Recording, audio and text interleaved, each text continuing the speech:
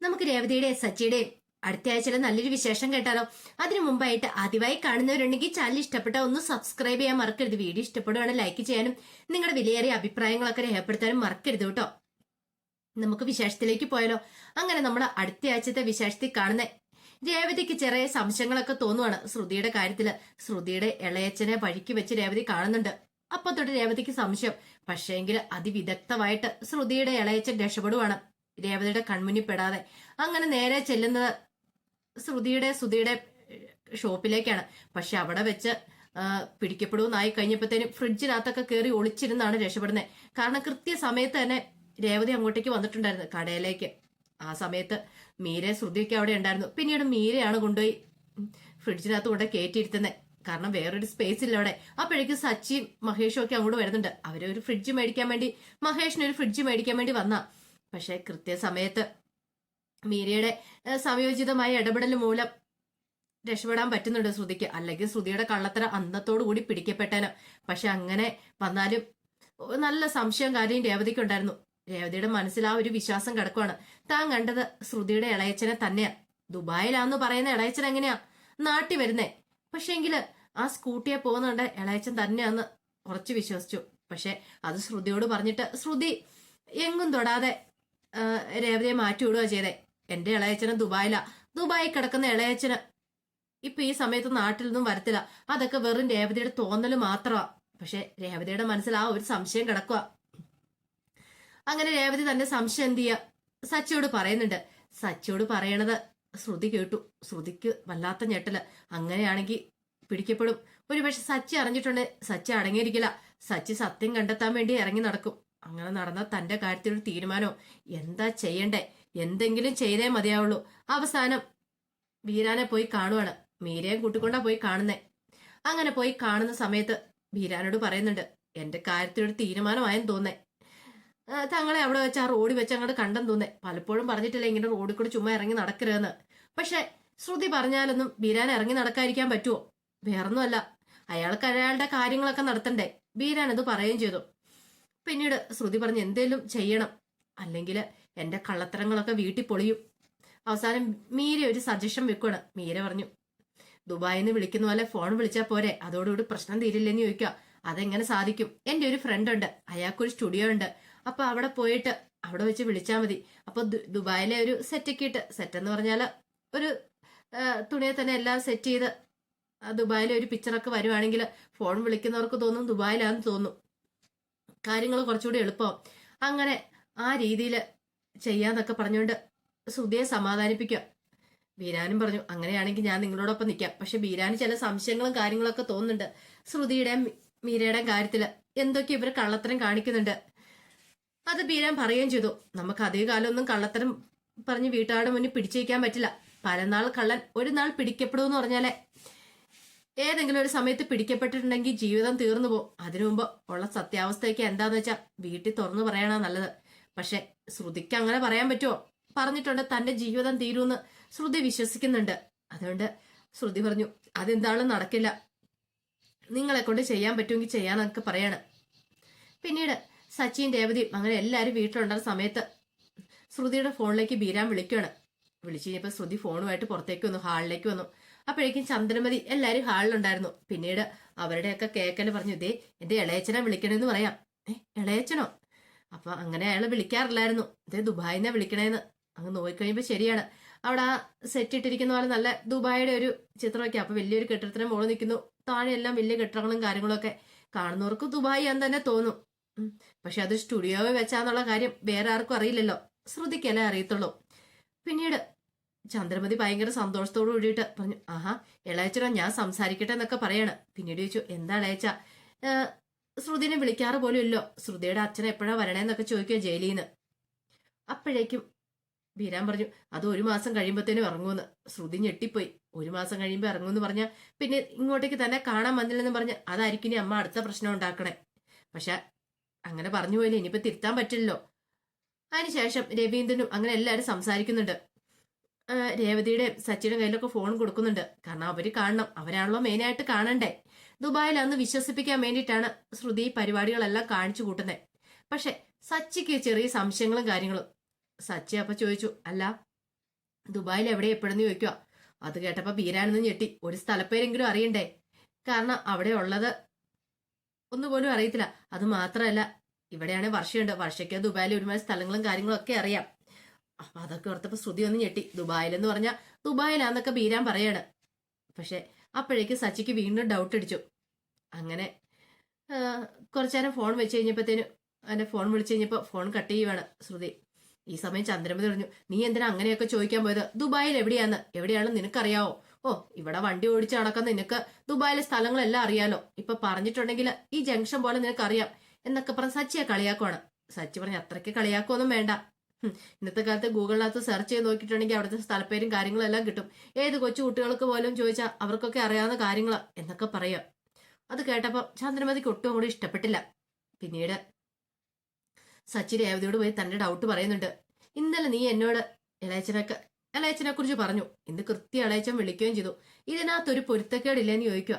പൊരുത്തക്കേടോ? എന്ത് പൊരുത്തക്കേട്? എനിക്ക് അങ്ങനെ തോന്നുന്നുണ്ട്. എന്തോ എവിടെയോ ഒരു സ്പെല്ലിംഗ് മിസ്റ്റേക്ക് തോന്നുന്നുണ്ട്. ഒരു പക്ഷേ ഇന്നത്തെ കാലത്ത് സെറ്റ് ഇടാനാണോ ബുദ്ധിമുട്ട്? ഏതെങ്കിലും സ്റ്റുഡിയോയിൽ വെച്ച് ഫോൺ ചെയ്യാലോ. രേവതിക്ക് അപ്പോഴാണ് അങ്ങനെയുള്ള ബോധോദയം ഉണ്ടാകുന്നേ. രേവതി വെച്ചു, സത്യമാണോ? സച്ചേട്ടാ നിൽക്കും. പിന്നല്ലാതെ ഞാൻ എന്തിനാ കള്ളത്തരം പറയണേന്നൊക്കെ ചോദിക്കുകയാണ്. പിന്നീട് ശ്രുതിക്ക് പേടിയുണ്ടായിരുന്നു. ശ്രുതി മീരയെ പോയി കാണുവാണ്. മീരയെ പോയി കണ്ടിട്ട് കാര്യങ്ങൾ പറയാം. എന്നാലും സച്ചിയും രേവതിയും തൽക്കാലത്തേക്ക് അടക്കി നിർത്തിയിട്ടുണ്ട്. പക്ഷെ ഇത് എത്ര കാലം ഇങ്ങനെ മുന്നോട്ട് പോകാൻ പറ്റുമെന്ന് അറിയില്ല. ഏറ്റവും നല്ല മാർഗം ഒരു കുഞ്ഞ് പിറക്കുവാണെങ്കിൽ കുഴപ്പമില്ല. എനിക്ക് ശ്രുതിക്ക് ഒരു കുഞ്ഞുണ്ടെങ്കിൽ എന്നെ അങ്ങനെ പെട്ടെന്ന് പറഞ്ഞു വിടാൻ പറ്റില്ല. ശ്രുതി പറഞ്ഞു, അതുകൊണ്ട് എത്രയും പെട്ടെന്ന് ഒരു കുഞ്ഞു വേണമെന്ന് പറയാം. മീര പറഞ്ഞു, അതൊക്കെ പെട്ടെന്ന് നടക്കുന്ന കാര്യമാണോ?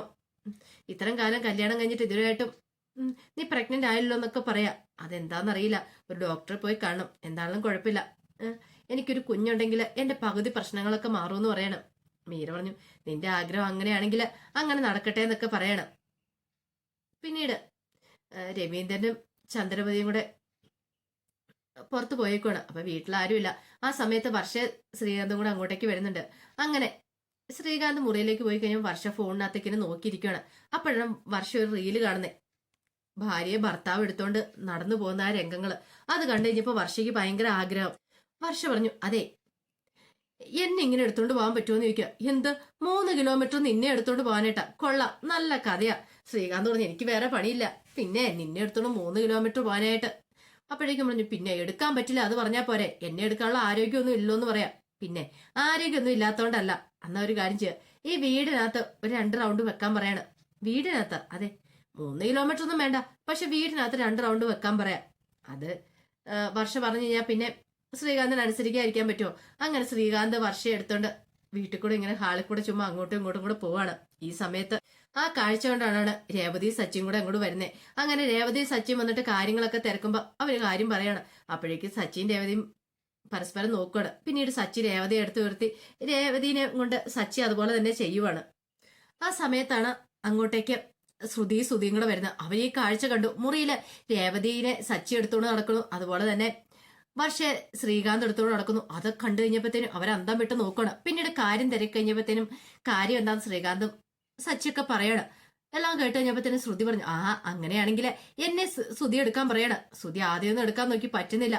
അപ്പോഴേക്കും സച്ചിയും ശ്രീകാന്ത് എല്ലാം കളിയാക്കി ചിരിക്കണം. പിന്നെ ഒരു വിധത്തില് ശ്രുതിയെ എടുത്ത് ഉയർത്തി. അങ്ങനെ അവരെന്തേ ഹാളിൽ കൂടെ അങ്ങോട്ടും കൂടെ നടക്കുകയാണ്. ആ സമയത്താണ് പുറത്തുപോയ രവീന്ദ്രനും ചന്ദ്രമതിയൊക്കെ അങ്ങോട്ടേക്ക് വരണേ. അങ്ങനെ വീട്ടിലേക്ക് വരുമ്പോൾ കാണുന്ന കാഴ്ച തന്റെ ആൺമക്കളെ ഭാര്യമാരെ എടുത്തോണ്ട് നടക്കുന്ന കാഴ്ച ചന്ദ്രമതിക്ക് സഹിക്കോ? ചന്ദ്രമതി അതിന്റെ പേര് കിടന്ന് ഒച്ചപ്പാടും ബഹളം ഉണ്ടാക്കുന്നുണ്ട്. പിന്നീടാണ് കാര്യം തിരക്കണേ. അപ്പോഴേക്കും വർഷ കാര്യങ്ങളൊക്കെ പറഞ്ഞു. ഇത് കേട്ടുകഴിഞ്ഞപ്പോ രവീന്ദ്രൻ പറഞ്ഞു, മോളെ അതൊക്കെ കുഴപ്പമില്ല, എന്നാലും ഇതിപ്പോ ഹാളിൽ കൂടെ ഇങ്ങനെ വേണോ? അപ്പോഴേക്കും സച്ചി പറഞ്ഞു, അച്ഛാ വേറൊരു നിവൃത്തിയില്ല, കാരണം ഞങ്ങൾക്ക് മുറിയില്ലാത്തോളം ഞങ്ങൾ ഹാളിൽ നിന്ന് പറയണം. ചന്ദ്രമതി പറഞ്ഞു, നാണമില്ലാത്തങ്ങള് എന്നൊക്കെ പറഞ്ഞ് സച്ചിനെ രേവതിയെ കുറ്റപ്പെടുത്തുവാണ്. അപ്പോഴേക്കും രവീന്ദ്രൻ പറഞ്ഞു, നീ എന്തിനാ അവരെ മാത്രം കുറ്റപ്പെടുത്തുന്നേ? അവരല്ലല്ലോ ബാക്കി എല്ലാരും ഇല്ലേ എന്നൊക്കെ ചോദിക്കുക. അപ്പോഴേക്കും ശ്രീകാന്ത് പറഞ്ഞു, അച്ഛാ ഇത് വെറുതെ ഞങ്ങളൊരു ഫണ്ടിന് വേണ്ടി ചെയ്താന്ന് പറയാണ്. രവീന്ദ്രൻ അത് ഉൾക്കൊണ്ടു. പക്ഷെ ചന്ദ്രമതിക്ക് ഒട്ടും അങ്ങോട്ട് പിടിക്കുന്നുണ്ടായിരുന്നില്ല. ചന്ദ്രമതി പറഞ്ഞു, ഇതൊക്കെ വേണം മുറിയിൽ കാണിച്ചോണം, അങ്ങനെ ഇങ്ങനെ എന്നൊക്കെ പറഞ്ഞപ്പോ സച്ചി പറഞ്ഞു, മുറി ഇല്ലാത്തോണ്ട് ഞങ്ങൾ ഇവിടെ കാണിക്കൂന്ന് പറയാം. വേറൊന്നുമില്ലല്ലോ, ഭാര്യ എടുത്തോണ്ട് നടക്കുന്ന അത്ര വലിയ തെറ്റാന്ന് എനിക്ക് തോന്നുന്നില്ല എന്നൊക്കെ പറയാണ്. അത് കേട്ടുകഴിഞ്ഞപ്പോ ചന്ദ്രമതിക്ക് ദേഷ്യമായി. ഈ സമയത്ത് ചന്ദ്രമതിയോട് സച്ചി പറഞ്ഞൊരു കാര്യം ചെയ്യാം, ഞങ്ങൾക്കൊരു മുറി തരുവാണെങ്കിൽ ഞങ്ങൾ ആ മുറിയിൽ ഞാൻ എൻ്റെ ഭാര്യ എടുത്തോണ്ട് നടന്നോളാം, ഞാൻ ഹാളിലേക്ക് വരില്ല എന്ന് പറയാം. ഒരു കാര്യം ചെയ്യാം, സുധിയോട് ഇനി മുതൽ ഹാളിൽ വന്ന് കിടന്നോളാം പറ, ഞങ്ങൾ ആ മുറി എടുത്തോളാന്ന് പറയാം. അത് കേട്ടപ്പോൾ സുധിക്ക് സഹിച്ചില്ല. പിന്നീട് റൂമിന്റെ പേരിൽ അങ്ങോട്ടും ഇങ്ങോട്ടും വീണ്ടും കിടന്ന് ഒച്ചപ്പാടും ബഹളം ഉണ്ടാക്കുക. അപ്പോഴേക്കും ചന്ദ്രമതി പറഞ്ഞു, അതെ അവൻ എന്താണെങ്കിലും റൂമിലല്ലേ കിടക്കണേ, നീ വലിയ റൂമിൽ കിടക്കേണ്ട കാര്യമൊന്നുമില്ല, നീ വെറും ഡ്രൈവർ മാത്രമല്ലേ എന്നൊക്കെ പറഞ്ഞ് പുച്ഛിക്കുവാണ് സച്ചിയെ. ആ സമയത്ത് സുധി പറഞ്ഞു, അത് ശരിയാമ്മേ, എനിക്ക് എന്താണെങ്കിലും തറയിൽ കിടന്നിട്ട് എഴുന്നേറ്റ് പോകാനൊന്നും പറ്റില്ല, ഞാൻ വലിയ ബിസിനസ്മാനാ. തറയിൽ കിടന്നിട്ട് രാവിലെ എഴുന്നേറ്റ് പോയിട്ടുണ്ടെങ്കിൽ എനിക്ക് ഉറക്കം ശരിയാകത്തില്ല, എനിക്ക് AC മുറി വേണം, അല്ലെങ്കിൽ ഉറങ്ങാൻ പറ്റില്ല എന്നൊക്കെ പറഞ്ഞുകൊണ്ട് ഭയങ്കരമായിട്ട് അങ്ങോട്ട് കിടന്ന് പറയാണ്. ആ സമയം ശ്രീകാന്ത് പറഞ്ഞു, എന്താണെങ്കിലും സുധിയണ്ണ അങ്ങനെ പറയേണ്ട കാര്യമില്ല, ഓരോ ജോലിക്ക് അതിൻ്റെതായ മഹത്വമാണെന്ന് പറയാം. പിന്നെ നിന്നെ പോലെ ഞാൻ ഷെഫൊന്നും അല്ലെന്നും പറഞ്ഞുകൊണ്ട് ശ്രീകാന്തിനോട് ദേഷ്യപ്പെടുക. ശ്രീകാന്ത് വിട്ടുകൊടുക്കുവോ? ഷെഫിന് എന്താ കുഴപ്പമിരിക്കുന്നേ? നല്ല ആഹാരം ഉണ്ടാക്കുന്ന എല്ലാവരും കൊണ്ട് പറ്റുന്ന കാര്യമൊന്നുമല്ല. ഒരു ഷോപ്പ് തുറന്നു വെച്ചിരിക്കാൻ പറ്റും, അതുപോലെയൊന്നും അല്ല നല്ല ആഹാരം. അതിന് ഉപ്പും പുളിയും മുളകും എല്ലാം കൃത്യമായിരിക്കണം, അല്ലെങ്കിൽ അത് ഫെയിലിയർ ആയി പോവും എന്നൊക്കെ പറയണം. അതൊന്നും സുധിയേട്ടനെ കൊണ്ട് പറ്റുന്ന കാര്യമല്ലോ, പിന്നെ സുധിയേട്ടൻ എന്തിനാ മറ്റുള്ളവരെ കുറ്റപ്പെടുത്തുന്നേ എന്നൊക്കെ പറഞ്ഞ് ശ്രീകാന്തും സുധിയും തമ്മിൽ വഴക്കുണ്ടാവുകയാണ്. അവസാനം സച്ചി ഒരു തീരുമാനം എടുത്തു. സച്ചി പറഞ്ഞു, ഇനിയിപ്പോ മുറിയുടെ പേരിൽ ആരും വഴക്കുണ്ടാക്കണ്ട, എനിക്ക് രേവതിക്ക് മുറി വേണ്ട, ഞങ്ങൾ ഹാളിലോ ടെറസിലോ എവിടെയെങ്കിലും കിടന്നോളാം. രേവതി പറഞ്ഞു, അതെ അച്ഛാ, ഞങ്ങൾക്ക് മുറി വേണ്ടെന്ന് പറയാം. ചന്ദ്രമതി രേവതിയെ ഭയങ്കര കുറ്റപ്പെടുത്തിയായിരുന്നു, നീ മുറിയില്ലാതെ കിടക്കില്ല, AC ഇല്ലാതെ കിടക്കില്ല എന്നൊക്കെ പറഞ്ഞ്. അത് കേട്ടപ്പം ഭയങ്കര ദേഷ്യമായിരുന്നു സച്ചിക്ക് വന്നത്. കാരണം തന്റെ ഭാര്യ ഒരു വഴക്കിനും പോകുന്നില്ല, എന്നിട്ടാണ് ഇങ്ങനെയൊക്കെ പറയണേ. രേവതിക്ക് കുഴപ്പമൊന്നുമില്ലായിരുന്നു, ടെറസിലോ ഹാളിലോ എവിടെ വേണം കിടക്കാൻ രേവതി സന്നദ്ധയായിരുന്നു. പക്ഷെ രവീന്ദ്രൻ അത് സഹിച്ചില്ല. രവീന്ദ്രന് വിഷമായി. രവീന്ദ്രൻ പിന്നീട് രേവതിയുടെ പേപ്പറും പേനും എടുത്തോണ്ട് ഞാൻ പറഞ്ഞു. അങ്ങനെ എടുത്തോണ്ട് വന്നു കഴിഞ്ഞപ്പോൾ രവീന്ദ്രൻ പറഞ്ഞു, നിങ്ങൾ ഓരോരുത്തരും മാസം എത്ര രൂപ വെച്ച് തരുമെന്ന് പറയാണ്. അത് കേട്ടപ്പത്തേനും സുധി ചോദിച്ചു, ഇനി എന്തിനാ പൈസയുടെ ആവശ്യം എന്താ അച്ഛാന്നൊക്കെ ചോദിക്കുക. ഇപ്പം മാസാമാസം ഞങ്ങൾ വീട്ടിൽ ചെല്ലുന്ന പൈസ തരുന്നുണ്ടല്ലോ, അത് പോരാ, അല്ലാതെ കുറച്ച് പൈസ ആണ്, നിങ്ങൾ എത്ര രൂപ തരൂന്ന്. അവസാനം ശ്രുതിയോട് ആദ്യം ചോദിക്കണേ. ശ്രുതി ഇങ്ങനെ ശ്രുതിനെ നോക്കി. അപ്പൊ ശ്രുതി ഇങ്ങനെ കൈ കൊണ്ട് ഇങ്ങനെ കാണിച്ചു 8000 രൂപ എന്ന് പറയണ. പക്ഷേങ്കിൽ ശ്രുതി എന്ത് കാണിച്ചു? ശ്രുതി 3000 രൂപ എന്ന് പറഞ്ഞു. അപ്പോഴേക്കും സച്ചി അത് പൊളിച്ചടുക്കി. എടാ 8000 രൂപയെന്നാ ശ്രുതി കൈ കാണിച്ചേ, എന്നിട്ട് നിനക്ക് 3000 വേണം, നിനക്ക് ഇതിനായിട്ട് കണക്കൊന്നും അറിയില്ല എന്ന് ചോദിക്കുക. ശ്രുതിക്ക് ഒട്ടും ഇഷ്ടപ്പെട്ടില്ല. 8000 രൂപ മാസം വീട്ടിൽ കൊടുക്കാന്ന് പറഞ്ഞാൽ സഹിക്കാൻ പറ്റില്ലല്ലോ. സച്ചിയോട് ചോദിച്ചപ്പോ സച്ചി പറഞ്ഞു, ഞാൻ 10000 തരാം അച്ഛാന്ന് പറയണം. അപ്പൊ അതെല്ലാം ബുക്കിൽ എഴുതി വെക്കുവാണ്. ശ്രീകാന്തിനോടും വർഷയോടും ചോദിച്ചു കഴിഞ്ഞപ്പോ അവര് 10000 കൊടുക്കാന്ന് പറഞ്ഞു. പിന്നീട് രേവതി പറഞ്ഞു, ഞാൻ എന്തായാലും പൂ കെട്ടി കുറച്ച് പൈസ ഉണ്ടാക്കുന്നുണ്ടല്ലോ, അപ്പൊ അതിനകത്തുനിന്ന് 2000 രൂപ വെച്ച് മാസം ഞാൻ തരാന്ന്. പക്ഷെ ചന്ദ്രമതി പറഞ്ഞു, അവര് 2 ലക്ഷം രൂപ തരുന്ന പോലെയാണല്ലോ പറയണേ എന്നൊക്കെ പറഞ്ഞ് ചന്ദ്രമതി കളിയാക്കുവാണ്. പക്ഷെ രേവതി വിട്ടുകൊടുത്തില്ല. എനിക്ക് ഈ 2000 രൂപയ്ക്ക് നല്ല വിലയുണ്ട് അമ്മേ, അമ്മയ്ക്കായിരിക്കും വിലയില്ലാത്ത, പക്ഷെ എനിക്ക് വിലയുണ്ട്. അത് കേട്ടപ്പം ചന്ദ്രമതിക്ക് സഹിച്ചില്ല. അപ്പോഴേക്കും ശ്രുതി പറഞ്ഞു, ഞാനും തരാന്ന് പറയണം. ശ്രുതി എതിർത്തു. എന്തിനാ ഇനി നീ കൊടുക്കണേ? ഞാൻ കൊടുക്കുന്നുണ്ടല്ലോ. അതൊന്നുമല്ല, ഞാനൊരു 5000 രൂപ കൊടുക്കാന്ന് പറയാം. അപ്പോഴേക്കും വർഷ പറഞ്ഞു, അങ്ങനെയാണെങ്കിൽ ഞാനൊരു 10000 തരാന്ന് പറയാം. അങ്ങനെ കണക്കുകളെല്ലാം എഴുതി വെച്ചു. പിന്നീട് രവീന്ദ്രനോട് ഈ പൈസയ്ക്ക് എന്തിനാന്നൊക്കെ ചോദിക്കുമ്പോഴത്തേനും രവീന്ദ്രൻ പറഞ്ഞ ആവശ്യമുണ്ട്, പക്ഷെ ശ്രുതിക്ക് എന്തിനാന്ന് അറിയണം. അപ്പൊ സച്ചി പറഞ്ഞു, നീ പഠിച്ചോണ്ടിരുന്ന സമയത്ത്, നീ പൈസ ചോദിക്കുന്ന സമയത്ത് അച്ഛൻ ഇങ്ങനെയൊന്നും പറയാറില്ലായിരുന്നല്ലോ, എന്തിനാ ഇതിനകത്തൊക്കെ, പിന്നെ നീ എന്തിനാ ഇപ്പൊ അറിയണേ? അറിയേണ്ട കാര്യമൊന്നും ഇല്ലെന്ന് പറയാണ്. പിറ്റേ ദിവസമായി കഴിഞ്ഞപ്പോൾ രവീന്ദ്രൻ ഒരു എഞ്ചിനീയറെ കൊണ്ടുവന്ന് ടെറസിലവിടെ അളവും കാര്യങ്ങളൊക്കെ എടുപ്പിക്കുകയാണ് മുറി പണിയാനുള്ള. പിന്നീടാണ് അറിയുന്ന മുറി പണിയാനാന്നുള്ളത്. കിട്ടുന്ന പൈസ എല്ലാം അങ്ങനെ മാസാമാസം ഇട്ടുവെച്ച് മുറി പണിയാനായിട്ട്. പക്ഷെ അതിന് കുറെ കാലം വേണ്ടി വരും. 5 ലക്ഷം രൂപയാണ് എസ്റ്റിമേറ്റ് പറഞ്ഞിരിക്കുന്നത്. അപ്പൊ 5 ലക്ഷം രൂപയാണെങ്കിൽ കുറെ നാൾ വേണ്ടി വരുമല്ലോ. പക്ഷെ അത്രയും കാലം റൂമില്ലാതെ സച്ചിൻ രേവതിയും കിടക്കേണ്ടി വരികയും ചെയ്യും. ആ സമയത്ത് വർഷ ശ്രീകാന്ത് അത് പറയുകയും ചെയ്തു, അച്ഛാ എത്ര കാലം ഇങ്ങനെ ഈ പൈസ സ്വരൂപിച്ച് വെച്ച് എത്ര കാലം കൊണ്ടായിരിക്കും മുറി പണിയാൻ പറ്റുന്നേ? പക്ഷെ എങ്കിൽ ചന്ദ്രമതിക്കോ ശ്രുതിക്കോ ഒന്നും കുഴപ്പമുള്ള കാര്യമായിരുന്നില്ല. രവീന്ദ്രനും വല്ല വിഷമം ഉണ്ടായിരുന്നു. കുറെ കാലങ്ങൾ വേണ്ടി വരും ഇതിന്ന് പണിതെടുക്കാനായിട്ട്. പിന്നീട് ഈ മുറി പ്രശ്നമൊക്കെ വർഷയുടെ വീട്ടിൽ അറിയുവാണ്. ആ സമയത്ത് മഹിമയെ രവീന്ദ്രൻ ഒരു തീരുമാനം എടുക്കുകയാണ്. ഒരു കാര്യം ചെയ്യാം, മുറി പണിയാനായിട്ട് കുറച്ച് 5 ലക്ഷം രൂപ കൊണ്ട് കൊടുക്കാം, അങ്ങനെ മുറി പണിയാം. അവിടെ തങ്ങൾക്ക് ഒരു ആധിപത്യം സ്ഥാപിക്കാമെന്നൊരു ചിന്ത മഹിമയുടെ രവീന്ദ്രന്റെ മനസ്സിൽ വരുന്നുണ്ട്. അവര് പുതിയ അടവുമായിട്ട് വർഷയെ സമീപിക്കണം. വർഷ പക്ഷെ അതൊന്നും ചിന്തിച്ചു പോലില്ല. പിന്നീട് ചെക്കൊക്കെ ആയിട്ടാണ് മഹിമ വരുന്നത്. മഹിമ ഒന്ന് വർഷയുടെ ഈ ചെക്ക് കൊടുത്തിട്ട്, മോളെ ഇത് മുറി പണിയാനെന്നൊക്കെ പറയാം. പക്ഷെ സച്ചി സമ്മതിച്ചില്ല. സച്ചി എതിർത്തു. അതിൽ പരം ഒരു നാണക്കേട് വേറെയില്ല. സച്ചി പറഞ്ഞു, അതിന്റെ ആവശ്യമൊന്നുമില്ല, ഞങ്ങളിവിടെ 3 ആൺമക്കളുണ്ട്, ഞങ്ങൾ പണിതോളാം, ഞങ്ങൾക്ക് അങ്ങനെ ആരുടെ വീട്ടിൽ നിന്നൊന്നും വേണ്ട എന്നൊക്കെ പറഞ്ഞ് സച്ചി എതിർത്തിട്ട് അങ്ങോട്ട് കയറി പോവാ. അത് കേട്ടപ്പോ ചന്ദ്രമതിക്ക് ഒട്ടും സഹിച്ചില്ല. ഓസ് കിട്ടി ആസനം കുടിക്കുന്ന രീതിയാണ് ചന്ദ്രമതിക്ക്. എങ്ങനെയായാലും 5 ലക്ഷം കിട്ടുവാണോ നല്ല കാര്യമല്ലേ, മുറി പണിത് തരുവാണെങ്കിൽ.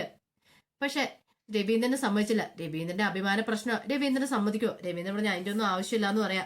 ഞങ്ങൾ തന്നെ പണിതോളാന്നൊക്കെ പറയണം. പിന്നീട് സച്ചി പുറത്തേക്ക് പോകണം. അങ്ങനെ ഓട്ടോ ഉണ്ടായിരുന്നു. ഓട്ടോ ഒക്കെ പോയി കഴിഞ്ഞ് തിരിച്ച് വീട്ടിലേക്ക് വരുവാണ്.